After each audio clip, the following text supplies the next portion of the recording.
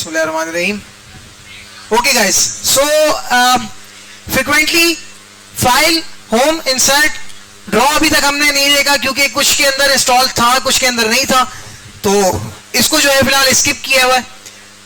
मजीद आगे डिजाइन हमने देख चुके हैं, हमने इसको कंप्लीट ओवरव्यू कर लिया. अब बात कर रहे हैं लेआउट की. ठीक है, तो लेआउट के ऊपर क्लिक करते साथ ही हमारे पास जितने भी ऑप्शंस यहाँ पे अवेलेबल हैं गाइस, तमाम के तमाम ऑप्शन जो है वो काम करते हैं पेज की सेटिंग्स के ऊपर. ठीक है, पेज किस तरीके से यहाँ पे नजर आएगा जस्ट ये चेक करने के लिए ही आप जिस ऑप्शन या जिस टैब का यूज करने जा रहे हैं, this is going to be called layout. ठीक है, सो अब यहाँ स्टार्ट करते हैं जी. सबसे पहली चीज यहाँ पे आ रही है मार्जिन्स. बच्चों थोड़ा सा यहाँ पर, ठीक है बॉयज इस तरफ ध्यान, मेरे पास स्क्रीन पे देखें. ठीक है, स्क्रीन सबकी ऑन है, फिर नहीं बोलना सर स्क्रीन ऑन नहीं है. आधे से ज्यादा पढ़ा देता हूं फिर कहते हैं सर स्क्रीन ऑन नहीं है, तो अभी देख लो किसकी स्क्रीन ऑफ हुई हुई है. हाँ, सो लेआउट के अंदर अगर हम यहाँ पे देखें तो सबसे पहला जो ऑप्शन हमारे पास आ रहा है मार्जिन्स का. अब मैंने मार्जिन के ड्रॉप डाउन एरो के ऊपर क्लिक किया जैसे ही, तो मेरे पास यहाँ पे मार्जिन्स आ रही हैं. अब देखें हर पेज की मार्जिन्स डिफाइन हुई हुई है ब्लू कलर से. ठीक है, वहां से बेसिकली जस्ट ये पता लगता है कि header footer left side of the page and right side of the page आपका टेक्स्ट कितने एरिया कवर करेगा और कितने एरिया आपके पास वैकेंट खाली रह जाएगा, छूट जाएगा. ठीक है, सो देखो नॉर्मल है, नॉर्मल के बाद आता है नैरो. नैरो के ऊपर अगर मैं क्लिक करूंगा तो देखो मेरा टेक्स्ट फैल जाएगा क्योंकि मेरे पास up and down right and left जितनी भी जगह है वो खुली हो जाएगी. ठीक है, टेक्स्ट वहां पे इजिली फ्लोट करेगा, मूव करेगा.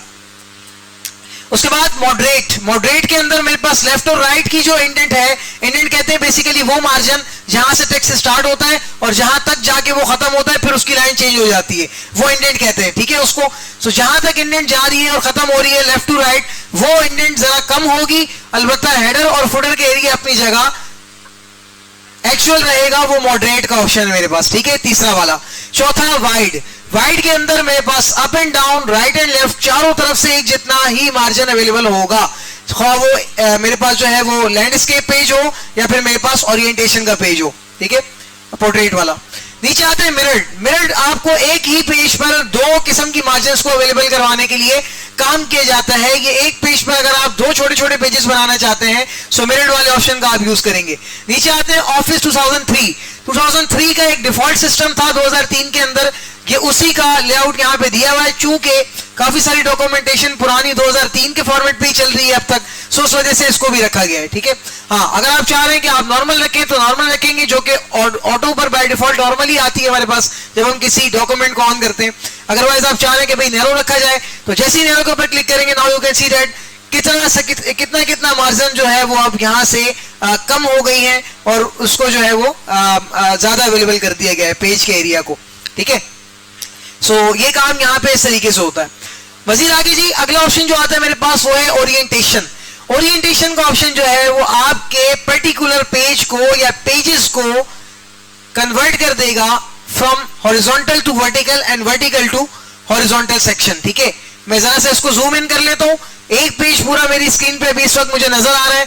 मैं यहां आके ओरिएंटेशन के ऊपर क्लिक करता हूं, पोर्ट्रेट के ऊपर क्लिक करने से ये सीधी हो जाएगी. ठीक है, और जैसे ही मैं इसको लैंडस्केप के ऊपर क्लिक करता हूं तो ये उस सिस्टम में कन्वर्ट हो जाएगी जैसे हमारे वर्टिकली हमारे जो आप समझ लें कि सर्टिफिकेट्स बनते हैं वो इसी फॉर्मेट पे बनते हैं. ठीक है, सो अगर आपको कल को वर्ड पे कोई सर्टिफिकेट बनाने के लिए कहा जाता है मेरी तरफ से या किसी की भी तरफ से, सो आप वर्टिकल पेज ओरिएंटेशन यहां से चेंज करेंगे. ठीक है, ओके मजीद आगे चलता हूं जी. साइजेस, तो मैं ओरिएंटेशन को पहले पोर्ट्रेट करता हूं, अब मैं साइजेस पे आता हूं.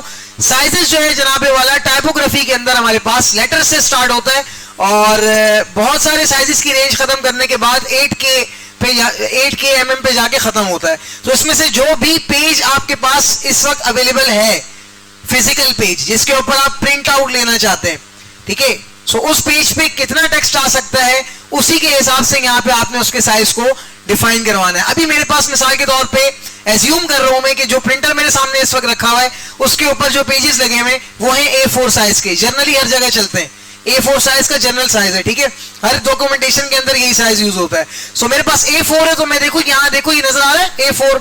जैसे यहाँ इसके ऊपर आके क्लिक करूंगा तो मेरा जो पेज का साइज है this is going to be convert from letter to A4, तो यहाँ पे A4 के अंदर ये मेरे पास शो करेगा, ठीक है।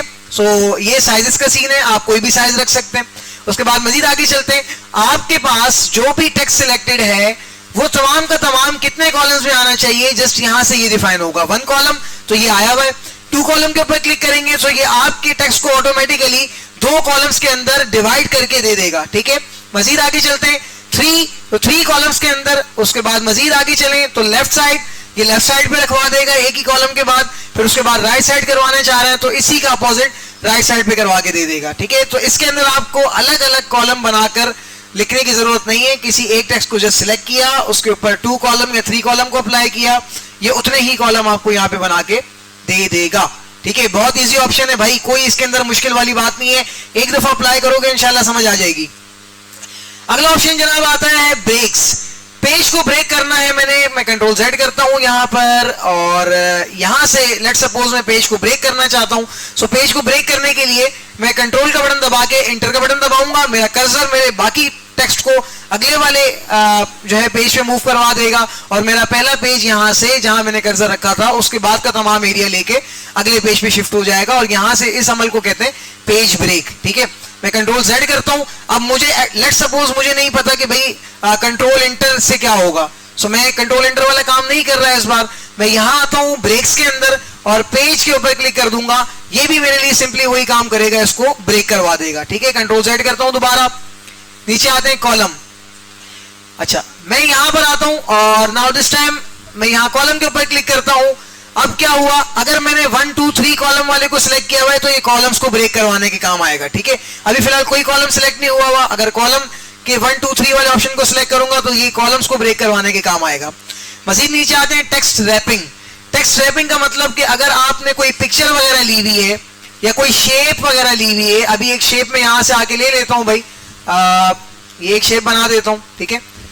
और अब मैं इसके ऊपर टेक्स्ट रैपिंग अप्लाई करता हूं, ठीक है। लेआउट में चले गए, यहां पे आए टेक्स्ट रैपिंग, टेक्स्ट उसके बिहाइंड या उसके फ्रंट पे आ जाएगा टेक्स्ट रैपिंग करने से, ठीक है। सो अगला जो ऑप्शन हमारे पास आता है जी, इसको मैं डिलीट कर देता हूं फिलहाल। अगला जो ऑप्शन हमारे पास यहां आता है नेक्स्ट पेज। आपके पास जितना भी कंटेंट है, जैसे ही आप वहां पे कर्सर रखने के बाद इस वाले ऑप्शन के ऊपर क्लिक करेंगे, ये भी सिंपली पेज ब्रेक की तरह ही नेक्स्ट पेज के ऊपर कन्वर्ट करके दे देगा, ठीक है। ये काम होता है पेज ब्रेक के ऑप्शन का। उसके बाद आते हैं लाइन नंबर्स पे। मैं यहां ऊपर आता हूं दोबारा से, कुछ लाइंस मेरे पास यहां पे लिखी गई हैं, मैं इनको सिलेक्ट करता हूं।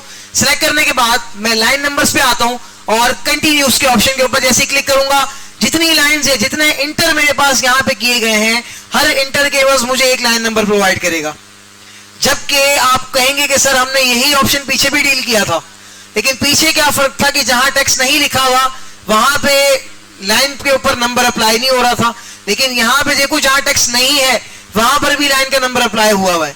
इसके बाद मैं यहां पर अगर लगा देता हूं एक और लाइन, सो मैं जैसे इंटर के ऊपर प्रेस करूंगा मेरे पास एक अदद और लाइन आ जाएगी और नंबर भी ऑटोमेटिकली लग जाएगा। फिर मुझे इस नंबर को ऑफ करना है, डबल इंटर प्रेस करूंगा, नंबर ऑफ नहीं होगा, ठीक है। ये वो वाली मल्टी लेवल या फिर बुलेट वाली लिस्ट नहीं है, ये कंटिन्यूसली नंबर देने का तरीका है जब आप हर लाइन को नंबर देना चाहते हो। तो यहाँ पे इसको क्लोज कैसे करना है, दोबारा यहाँ लाइन नंबर्स पे आएंगे, नन के ऊपर क्लिक करेंगे, ये हो जाएगी क्लोज। रीस्टार्ट ईच पेज, क्या होगा भाई, इससे एक पेज के ऊपर जितनी भी लाइंस आती हैं और जहां तक वो न्यूमेरिकली खत्म हो जाती हैं, मिसाल के तौर पे एक पेज पे हमारे पास 23 लाइंस आ गई, 24 लाइन पे पेज चेंज हो गया। सो अगर मैं ये ऑप्शन अप्लाई करता हूँ रीस्टार्ट ईच पेज, सो फिर नाउ दिस टाइम अगर जो नेक्स्ट पेज होगा मेरे पास, क्या वो 24 देगा या 1 देगा, 1 देगा। उसकी वजह क्या है कि हर पेज से दोबारा से नंबरिंग को स्टार्ट कर रहा है।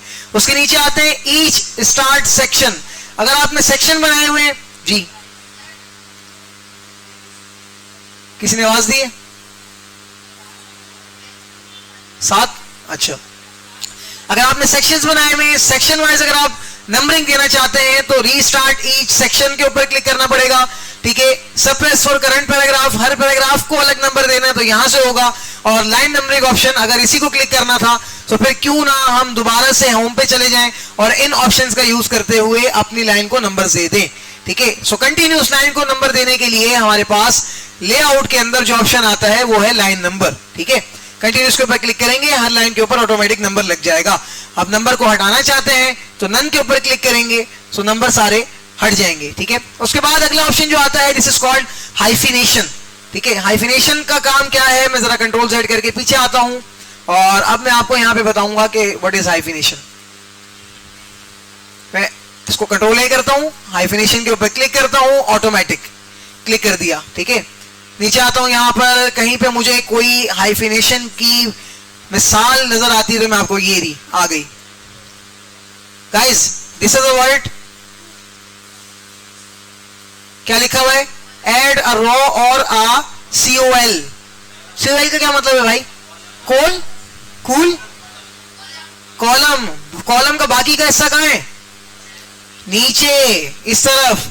अब अगर मैं यहां पर पढ़ना चाहूं तो COL पे मुझे क्या चीज समझ आएगी, मैं यही समझूंगा ना कि कोई लफ्ज है COL, एड अ कॉल, लेकिन मुझे नहीं पता, जबकि ये ओरिजिनली क्या है, कॉलम है। सो अगर मैं हाइफिनेशन को ऑन करता हूं तो ये एक छोटी सी हाइफीन लगा के मुझे ये बताएगी कि भाई आपका ये जो पर्टिकुलर लफ्ज है ये आधा इस लाइन के अंदर है और आधा दूसरी वाली लाइन, नीचे वाली लाइन के अंदर है। तो दिस इज कॉल्ड क्या, हाइफिनेशन। ये ऑप्शन आपको बताएगा कि कहां से आपका वर्ड डायसेक्ट हो रहा है, टूट रहा है, कट रहा है, ये वहां पे एक छोटी सी हाइफीन लगा के बताएगा। अगर मैं इसको दोबारा से जूम आउट करता हूं और हाइफिनेशन को ऑफ कर देता हूं, नन कर देता हूं, so now you can see that column जो है वो उठ के दोबारा से अपनी जगह पे आ गया और अब मेरे पास यहां पे वो हाइफीन अवेलेबल नहीं है, ठीक है। ये जस्ट मार्जिन जब आपके पास कम हो और आप नहीं चाहते हो कि यार मेरे पास इतनी सी भी जगह बच जाए मार्जिन के अंदर, सो फिर आप इसको पूरे को सिलेक्ट करके हाइफिनेशन लगा देंगे। सो आपका ये जो वर्ड डायसेक्शन है ये भी इससे रिजॉल्व हो जाएगी, इसके भी कोई प्रॉब्लम नहीं आया करेगा। अगला है जनाबे वाला इंडेंट। इंडेंट का मतलब होता है हमारी वो लाइन जो कि लेफ्ट से स्टार्ट होती है, ठीक है। ये देखें, ये नजर आ रहा है जहां मैं कर्सर अभी मूव कर रहा हूं मेरी स्क्रीन पे, ये जो पूरा का पूरा स्केल है, इसी स्केल पे यहां से इसके ऊपर क्लिक करके हम अपने इंडेंट को मूव करेंगे। देखो मैंने इंडेंट को बढ़ाया, सभी देखो कितना आगे आ चुका है अब, ठीक है। इसी तरीके से मैं यहां क्लिक करता हूं, उसको पीछे करता हूं तो ये दोबारा अपनी जगह पे आ जाएगा, ठीक है। अच्छा, यही काम अगर मुझे यहां से करना है, सो नाउ दिस टाइम मैं यहां आके क्लिक करता हूं, जितने % इंडेंट को मैं बढ़ाना चाहता हूं यहां से बढ़ जाएगी। इसको दोबारा कम करना है, 0 पे लाना है, तो मैं यहां आके क्लिक करूंगा कि दोबारा से उतना ही 0 पे आ जाएगी, और चाहे तो पीछे माइनस में भी जा सकती है। मजीद नीचे आते हैं राइट साइड, मैं यहाँ राइट साइड के ऊपर क्लिक करता हूँ और now this time I would like to make this from right. मैंने राइट के ऊपर क्लिक करना शुरू किया, देखो यहां से घेरा तंग होता गया, इंडेंट ने यहां से तो सेम है, यहां से देखो कितना अंदर कर दिया इसने टेक्स्ट को। तो ये काम है इंडेंट के इन ऑप्शंस का। इसी तरीके से स्पेसिंग आपको चाहिए आपकी लाइंस के या पैराग्राफ्स के दरमियान, सो आप यहां पे क्लिक करेंगे, सो एक आपके पैराग्राफ से दूसरे पैराग्राफ यानी इंटर टू इंटर, जहां आप एक इंटर का फासला दबाते हैं वहां पे स्पेस ज्यादा होना शुरू हो जाएगा जहां कर्सर होगा, ठीक है। और इसी के साथ ये स्पेस कम करना है आफ्टर पैराग्राफ, तो आप यहां क्लिक करेंगे, सो आपके आफ्टर पैराग्राफ स्पेस कम होते जाएंगे। अच्छा, अगर मैं आपको बताऊं क्लास की अरेंज वाला पूरा ग्रुप, सो क्या आपको कुछ याद आता है कि हमने कहां डील किया था?